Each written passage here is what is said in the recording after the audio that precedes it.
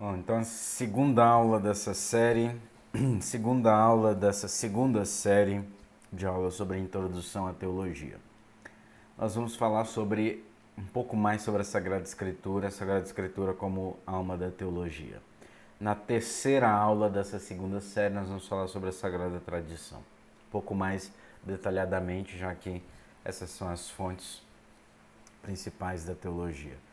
Antes disso, nós falamos na aula passada sobre a importância da filosofia para a teologia e o método da teologia. Isso nos leva a ver, nós vimos que o método da filosofia tem duas fases. A primeira fase ali da análise dos dados do depósito da fé. Depois a segunda fase, uma compreensão. Bom, a compreensão está na primeira fase também, né?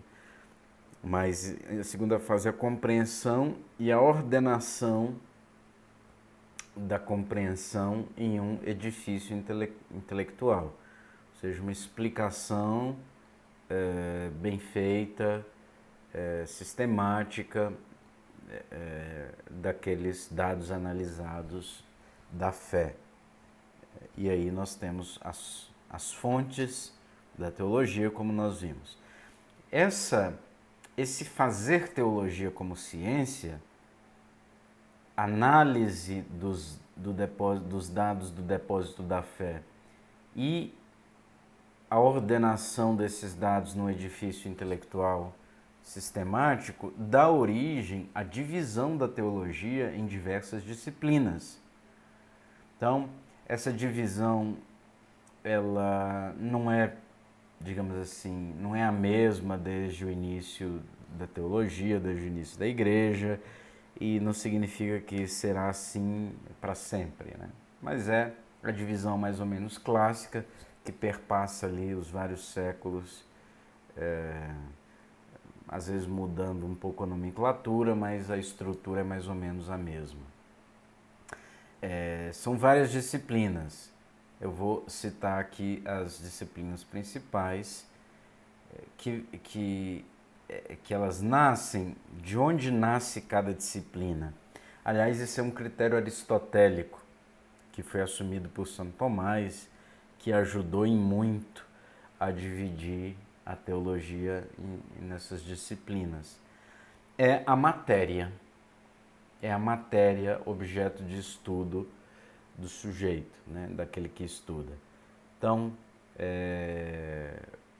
as diversas disciplinas da teologia vão surgir a partir da delimitação dos dados à disposição que constituem a fonte para a teologia. Então, por exemplo, nós temos a teologia fundamental, nasce da apologética, que é mais clássica, e é o estudo da revelação e da sua credibilidade. A revelação enquanto revelação. Então nós temos ali a Sagrada Escritura e a Sagrada Tradição, um pouco a aula passada que nós falamos. Fizemos um pouco de teologia fundamental. Fazendo a introdução à teologia, fizemos teologia fundamental. Outra matéria que nós temos é a teologia dogmática. Ela ocupa-se diretamente do dogma, ou seja, daqueles dados revelados que constituem verdades indefectíveis e imutáveis, tratados. E aí dentro da teologia dogmática nós temos várias disciplinas, várias matérias. Por exemplo, nós temos a Trindade, que estuda justamente os dados revelados sobre a Trindade. Nós temos a criação, que estuda o ser e, digamos assim, Deus enquanto Criador. Nós temos também a matéria de graça, que estuda Deus enquanto Redentor da humanidade, que sana a natureza humana a partir da sua graça. Nós temos Cristologia, que estuda a segunda pessoa da Santíssima Trindade. Pneumatologia, que estuda o Espírito Santo. Eclesiologia, que estuda a Igreja. Escatologia, que estuda, digamos assim, os acontecimentos últimos da vida do homem e da vida do mundo. Temos Mariologia, que estuda ali a Virgem Maria. Enfim, essa é, digamos assim, o tronco da dogmática e as várias disciplinas que vêm da dogmática, que se ocupa diretamente do dado dogmático, do dogma, do dado revelado de forma definitiva e imutável. Nós temos também dentro da teologia a teologia moral, e aí nós temos várias outras disciplinas também, matérias que se ocupam da vida em Cristo, do agir moral, das virtudes. Ou seja, não é só o cristianismo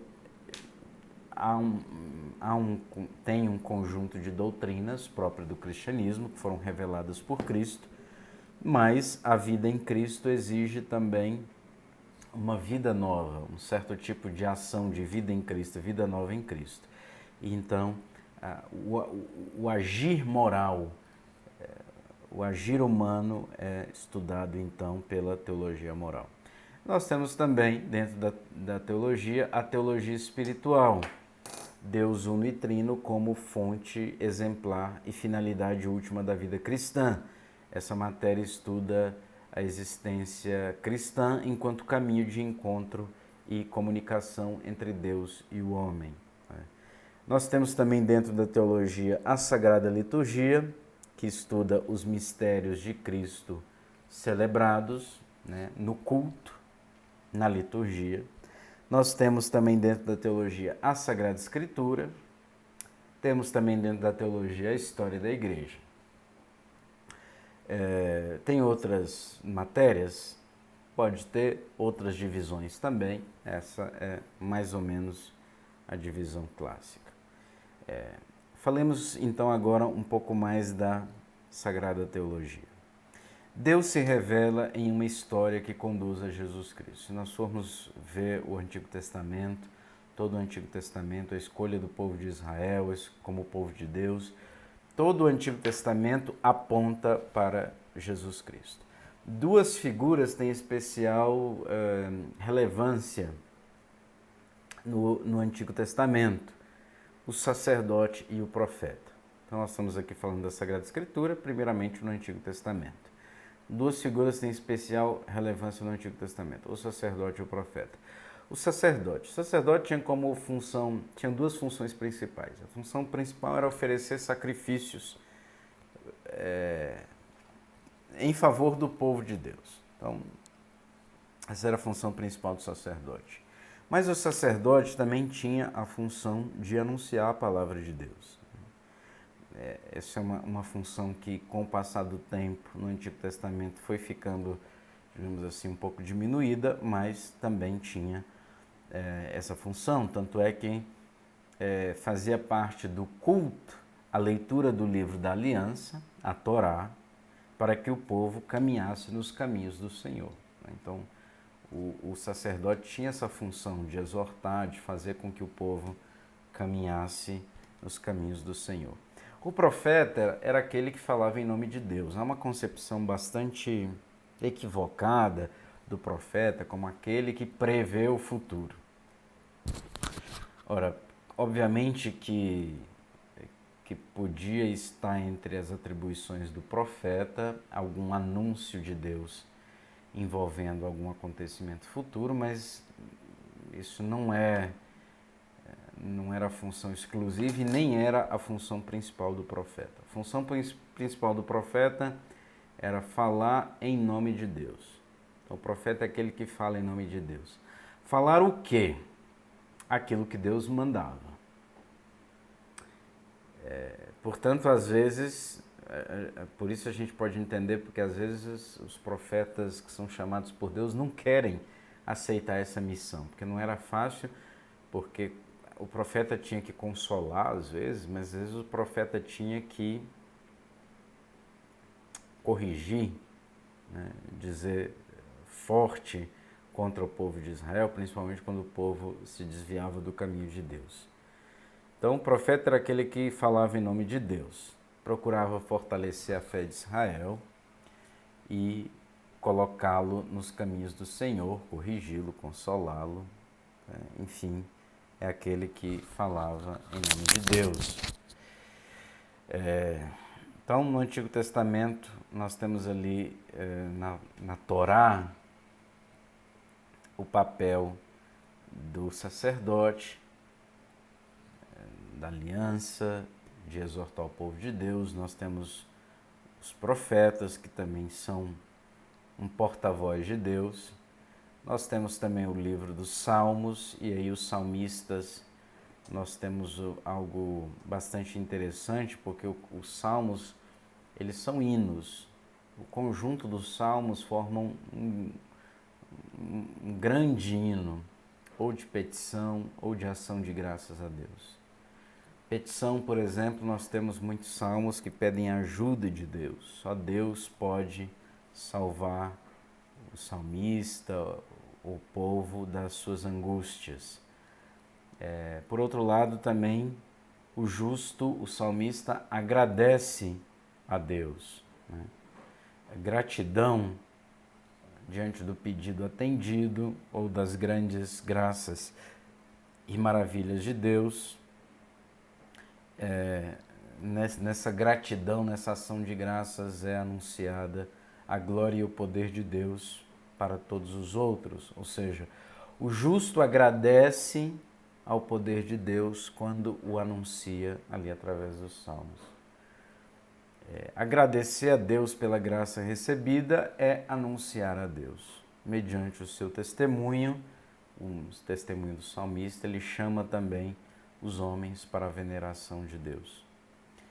Então, nós temos esses três elementos principais: os salmos, os livros da aliança, a Torá, e a palavra dos profetas, que é a palavra de Deus. Nós temos vários livros, e aí nós temos praticamente a totalidade da composição do Antigo Testamento. O que é importante dizer é que os destinatários da revelação é o povo de Israel. Deus escolhe ali aquele povo e se revela aquele povo. Não porque ele queria se revelar só àquele povo. Aliás, o povo de Israel não tinha nada de muito especial em relação aos outros povos, pelo contrário, né? Desde o ponto de vista humano, por exemplo, desde o ponto de vista da filosofia, os gregos eram muito mais avançados que os judeus. Desde o ponto de vista da matemática ou da medicina, os persas e os egípcios eram muito mais avançados que os judeus, que o povo de Israel. Mas não é por isso que Deus os escolhe, né? Não é porque eles eram um povo humanamente, né, simplesmente vendo assim, privilegiado em relação aos outros povos. Ou eram mais fortes militarmente em relação aos outros povos. Não eram. Os caldeus ali eram militarmente bem superiores, né, em uma determinada época, enfim. Mas Deus tem um plano de salvação que passa pela escolha de um povo, e talvez tenha sido justamente essa ideia de escolher um povo que não fosse perfeito, um povo que não fosse humanamente dotado, para que o povo de Israel pudesse reconhecer que era por graça de Deus, por ação de Deus, pelo poder de Deus, que as coisas aconteciam e que eles tinham sido escolhidos como povo destinatário da revelação. Obviamente, há aí uma intenção de universalidade da revelação, porque quando nós vamos chegar em Jesus Cristo, obviamente Jesus Cristo é judeu, mas com Cristo e os apóstolos nós temos já uma abertura da revelação e do anúncio da salvação e da própria salvação aos outros povos também. Mas o destinatário da revelação é o povo de Israel, até o cume com Jesus Cristo, que é judeu, né, que é do povo de Israel. A pregação de Jesus, aí já entrando no Novo Testamento, se encontra ainda nos quadros do povo de Israel, mas já numa perspectiva universal. Ali nos evangelhos nós temos alguns relatos interessantes, né? quando a cura da mulher fenícia, os gregos que querem ver Jesus, etc. Nós já temos ali vários elementos que já prevêem a universalidade do anúncio da salvação e, portanto, também da revelação. Mas a pregação de Jesus, é fato, ainda está nos quadros do povo de Israel, embora haja uma perspectiva universal. Há no Novo Testamento uma dupla pregação da palavra de Deus.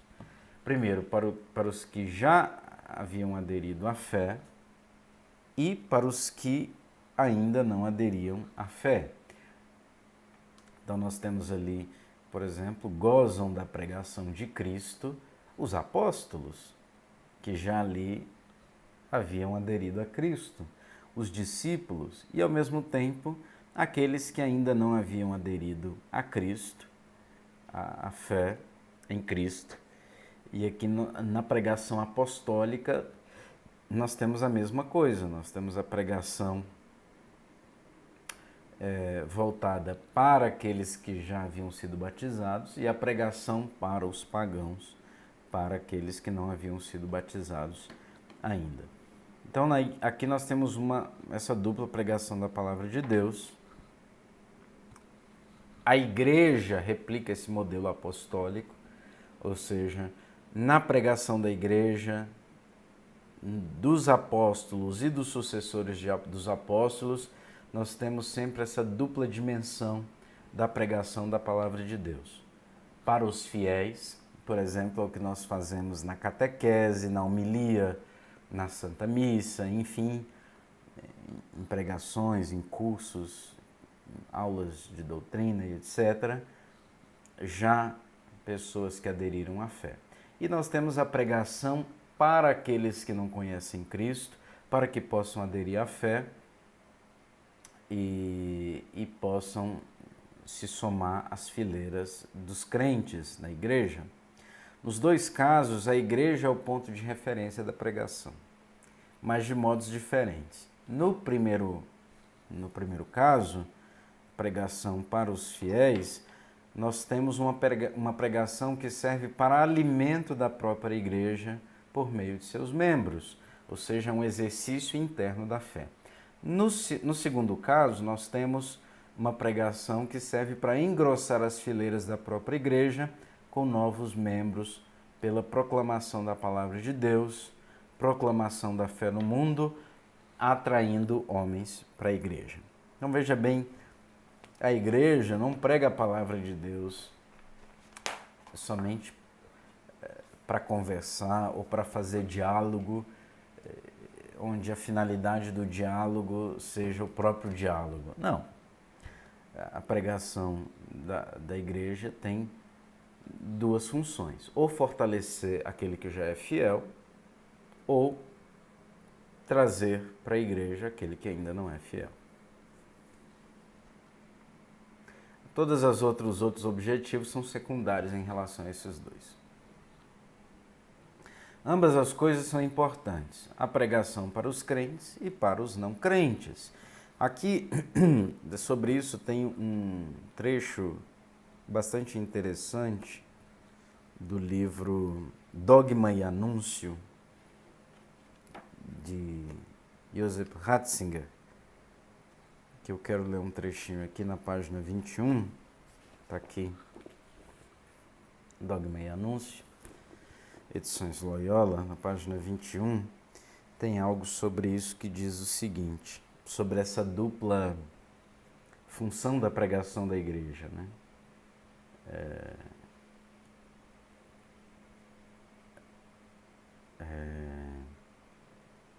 Pregação para os crentes e para os não crentes. Diz assim: se assim se deve falar de uma dinamização do conceito de eclésia, em virtude do seu caráter universalista, contudo não se pode admitir um dinamismo sem objetivo, pois a palavra não fica estéril. seja, se a igreja prega a palavra de Deus, existe um objetivo, porque senão a palavra de Deus ficaria estéril. Seria uma pregação para nada, simplesmente para pregar, não. De fato, cria a eclésia e fica relacionada com ela de modo diverso do que com os círculos daqueles que ainda se acham fora da palavra e devem ser atingidos por ela. Ou seja, há uma relação diferente quando a igreja prega a palavra a quem já está na igreja e a quem ainda não está na igreja. Na página 22 tem uma outra citação continuando isso aqui. Ambas, esses dois aspectos, esses dois tipos de pregação, a pregação para o crente e para o não crente, ambas as coisas são igualmente importantes. Uma igreja que se limitasse à pregação interna, supondo sempre a fé como pré-existente, transmitindo-a e desenvolvendo-a apenas no círculo daqueles que já são crentes, deveria tornar-se estéril, perderia em força de presença, subtrar-se-ia ao impulso do todos devem ouvir, contradizendo precisamente o realismo inexistente do acontecimento de Cristo. Então aqui Ratzinger fala de dois extremos que se deve evitar. Primeiro, a pregação só para quem já crê, porque senão a igreja cairia numa esterilidade, né? Aquele que já crê tem que ouvir, a igreja prega, os padres pregam, os leigos pregam, enfim, se retroalimenta e pronto, e fica nisso. Não, isso levaria a igreja a uma esterilidade, né? Inclusive atrair o mandato de Cristo, ir por todo mundo e pregar o evangelho a toda criatura. Continua Ratzinger, pelo contrário, uma igreja que só olhasse para fora, ou seja, que só se preocupasse com a pregação para os não crentes, que só tentasse bitolar-se pela capacidade de compreender dos contemporâneos do momento, não ousando mais viver alegre e despreocupada no interior da fé mesma, morreria internamente e terminaria finalmente não tendo mais nada a dizer, nem sequer para fora. Ou seja, se a igreja também não se preocupa com os crentes, com aqueles que já estão fiéis, ela vai acabar não tendo nada para dizer aos de fora, porque o interior vai estar fragilizado, né? Os fiéis vão acabar não podendo experimentar essa alegria da própria fé, da vivência da própria fé. É interessante essa expressão que ele usa aqui, né? Se a igreja só olhasse para fora, nessa tentativa de conversar com os outros, de compreender o pensamento dos outros, das filosofias, das outras religiões, da ciência, etc., e se esquecesse do fiel no interior, se esquecesse da fé, desse não ousando mais viver alegre, despreocupada no interior da mesma fé, né? Há sim uma segurança, uma alegria na vivência da própria fé. Ou seja, a igreja não é só aquela que está no fronte de batalha, ela também está ali, deve gozar das conquistas dos soldados que já estão na sua fileira. Então, se deve evitar esses dois extremos, faz parte da igreja. Diz aqui Ratzinger, finalizando, deve haver lugar para as duas coisas, ambas têm de penetrar-se mutuamente. Ou seja, a pregação para os crentes e a pregação para os não crentes. Disso é também uma coisa que Ratzinger fala bastante nesse livro aqui, é que a Escritura é palavra confiada à igreja, e só na igreja pode ser entendida como palavra de Deus. Se a gente entende a Sagrada Escritura como fruto da pregação dos apóstolos e da pregação ali dos primeiros, dos apóstolos e dos sucessores dos apóstolos imediatamente, nós vamos ver que a pregação da palavra de Deus se faz desde a perspectiva da igreja já existindo. Até o significado, lembra Ratzinger, da igreja é assembleia, convocação. Nós já temos ali, na circunstância da pregação da palavra de Deus, a igreja que está se expandindo, como é o reino de Deus, né? Começa ali com uma semente de mostarda, um grupo pequeno de apóstolos com Cristo, depois morte, ressurreição, ascensão, vinda do Espírito Santo, a igreja começa a se expandir, de forma que a palavra de Deus é pregada na igreja, pela igreja, porque a palavra de Deus foi confiada para a igreja. Isso é muito interessante, né? Diz Ratzinger, na página 24 de Dogma e Anúncio: construir a Bíblia nitidamente como algo diferente da igreja é, em última análise, uma ficção. Interessante isso, né? Não dá para separar a Sagrada Escritura da Igreja Católica. Por quê? Já ao originar-se, a palavra de Deus, é a Sagrada Escritura, nesse caso, né? A palavra de Deus enquanto presente na Escritura, é apenas a expressão da fé comum. E aqui nós temos a Sagrada Escritura fruto da fé do povo de Israel, no caso do Antigo Testamento, e a Sagrada Escritura como fruto da fé da igreja primitiva, ou da igreja simplesmente, né? Ou seja, a pregação surge da fé já vivida na comunidade, que é a prefiguração da igreja no Antigo Testamento, no caso do povo de Israel, e da igreja já constituída por Cristo e pelos apóstolos no Novo Testamento.